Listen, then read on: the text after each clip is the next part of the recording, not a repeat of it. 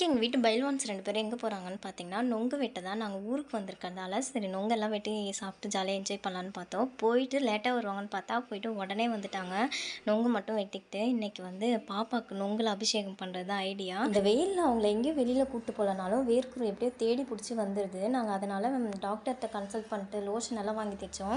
இன்றைக்கி நேச்சுரலாகவே நொங்கு லோஷன் தேய்க்க போகிறோம் நாங்கள். வீடியோக்காக ஸ்டைலாக நொங்கு வெட்டுறன்ற பேரில் நொங்கு எப்படி வந்து விழுந்ததுன்னு பார்த்துருப்பீங்க. ரீவைண்ட் பண்ணி பாருங்கள், காமெடியாக இருக்கும்.